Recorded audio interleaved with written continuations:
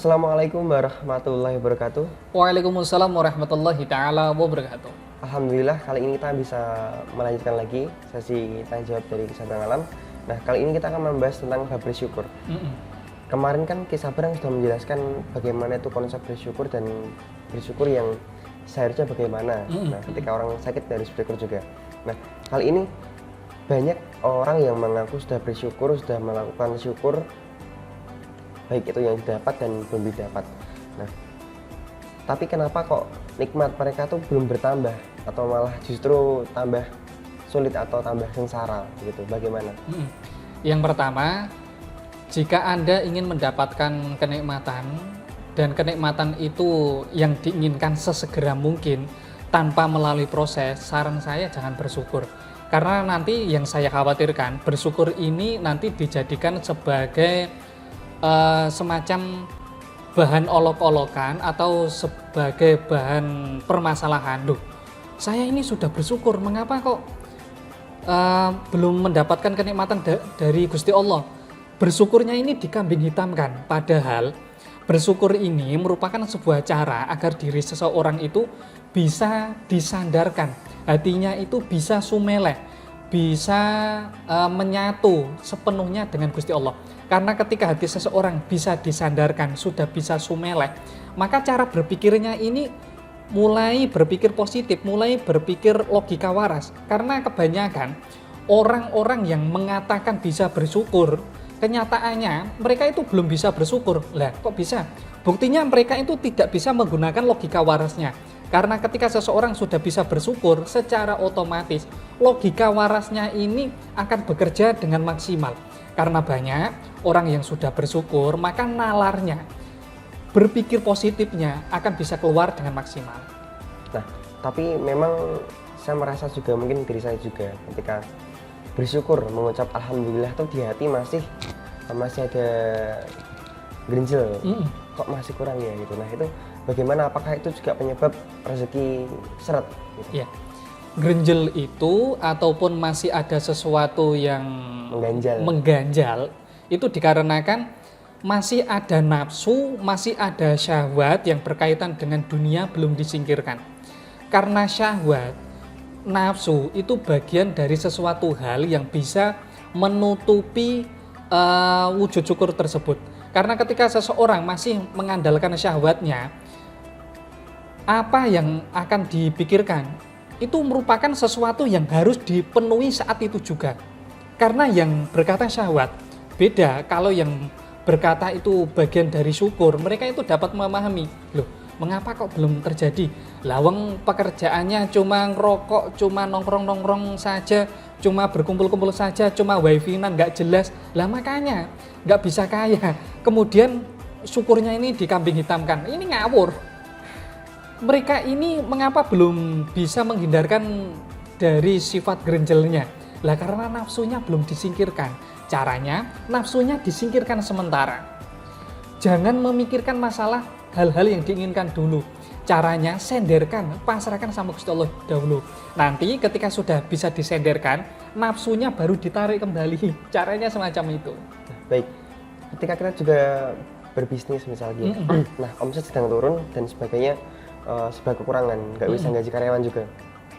Nah, berarti kita tuh bukan hanya dengan bersyukur kalau ingin rezeki itu nikmat ditambah oleh Allah, tapi kita harus juga berpikir ya, menghilangkan, membersihkan hati dan dari segala nafsu, agar kita tuh bisa berpikir jernih bagaimana agar ini usaha kita tuh meningkat omsetnya, bisa menggaji karyawan begitu. Nah, syukur ini ternyata bukan untuk sebagai tameng saja, untuk alhamdulillah nanti juga, dan ini tidak melakukan apa-apa gitu. Itu yang salah ini.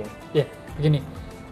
Untuk cara berpikir orang pengusaha itu cara berpikirnya berbeda ya dengan orang-orang yang mohon maaf karyawan. Bukannya saya merendahkan karyawan ya. Namun seseorang pengusaha mereka harus mempunyai pola pikir bercabang.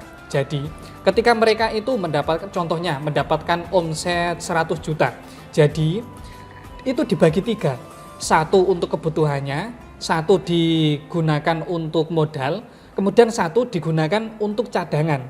Karena ketika seseorang melakukan usaha, itu suatu saat pastinya akan ada gejala drop, akan ada gejala penurunan, itu hal wajar. Karena mengapa kok Gusti Allah melakukan hal tersebut, mengapa kok tidak lancar terus? Karena ketika seseorang diberikan kelancaran terus, diberikan kemakmuran terus, mereka itu nantinya angkuh, nantinya sombong. Buktinya Fir'aun itu tidak pernah sakit, makanya Fir'aun itu merasa bahwasanya dirinya Tuhan karena selalu diberikan kenikmatan sama Gusti Allah. Makanya terkadang orang diberikan susah itu agar mereka bisa bermuhasabah, agar mereka itu bisa menyadari bahwasanya dirinya itu makhluk. Lah, wujud syukurnya itu diterapkan bukan hanya waktu itu saja, bukan. Waktu pengusaha ini membangun usaha, syukurnya ini harus diwujudkan. Karena ketika seorang pengusaha hanya mewujudkan syukurnya di waktu susah saja, ya tidak akan terbantu, yang ada hanyalah kolab. Karena proses syukur itu butuh latihan dan juga membutuhkan tahapan proses. Nah, baik. Nah, sebagai juga pengusaha dan teman-teman lain mungkin juga akan mengetahui bagaimana usahanya, dan ketika kolaps mereka akan kehilangan aset dan semua harta yang dimilikinya. Nah, itu bagaimana Ki? Apakah Allah kan sudah berjanji akan menambah nikmat yang orang yang bersyukur? Apakah dengan bersyukur itu akan senantiasa membangkitkan itu lagi, atau bagaimana setelah bersyukur kita harus melakukan apa gitu? Oh ya, begini. Kita berpikirnya begini. Kita hidup di dunia, kita tidak selamanya mendapatkan kenikmatan. Itu yang pasti. Roda tidak pasti di atas, pastinya ada kalanya di bawah lah. Bagaimana caranya untuk mengantisipasi agar hal-hal buruk itu tidak terjadi? Orang-orang minas solihin, orang-orang salafus soleh itu mempunyai semacam tabungan. Kalau kita menyebutnya semacam sajarotun nukut ataupun pohon uang. Jadi ketika melakukan sebuah usaha, mereka itu juga menanam pohon uang. Caranya bagaimana?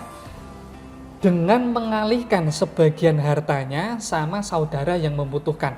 Apakah nanti sebagian uangnya itu diberikan ke majelis ataupun diberikan ke panti asuhan? Lah, panti asuhan majelis ini yang nantinya akan menjadikan pohon uang.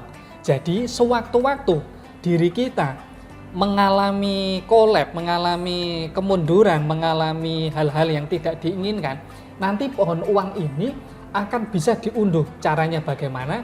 Dengan pasrah sepenuhnya sama Gusti Allah. Nanti hal tersebut yang akan membantunya dengan cara yang tidak diduga-duga. Jadi untuk calon bos ini, calon-calon pengusaha harus memiliki pohon uang. Investasikan sebagian hartanya untuk majelis, untuk anak yatim, untuk anak-anak duafa ataupun orang-orang yang membutuhkan. Karena suatu saat nanti pohon uang ini yang bisa digunakan untuk membantunya.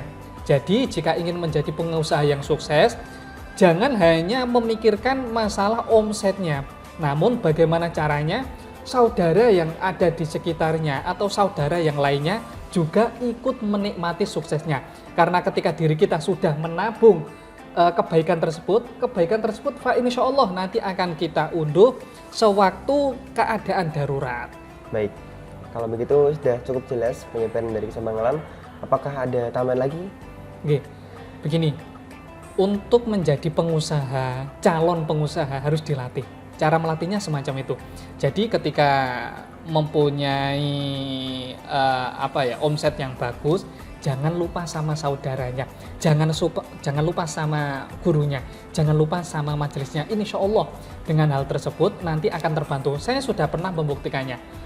Saya itu pernah di kondisi punya banyak hutang, kemudian sebelum saya dipercaya sebagai Kisah Alam kan saya bekerja di sebuah koperasi. Mohon maaf, koperasi itu gajinya di bawah UMR. Namun alhamdulillah karena saya mempunyai celengan, saya mempunyai pohon uang tersebut, saya akhirnya dipercaya sebagai Kisah Alam. Ya alhamdulillah pendapatannya bisa saya gunakan untuk memenuhi kebutuhan istri dan lainnya. Jadi inti utamanya, investasikanlah sebagian hartanya, meskipun tiap bulannya cuma 100.000 ataupun mohon maaf 10.000, tidak masalah. Yang paling terpenting investasikan hal tersebut sama orang yang membutuhkan, saudara kita secara kontinu ya, secara terus-menerus. Insya Allah hal tersebut yang akan menjadi investasi kita, dan investasi tersebut akan kita dapat, akan kita ambil sewaktu-waktu. Baik, terima kasih. Mungkin untuk investasi kita akan membahasnya lebih detail di tanya jawab selanjutnya ya. Nah, maka dari itu terima kasih dari Kisah Perang Alam yang telah menyebarkan bagaimana bersyukur yang seharusnya kita lakukan, dan semoga juga bermanfaat bagi kita semua. Terima kasih dari Kisah Perang Alam dan saya. Wassalamualaikum warahmatullahi wabarakatuh. Waalaikumsalam warahmatullahi taala wabarakatuh.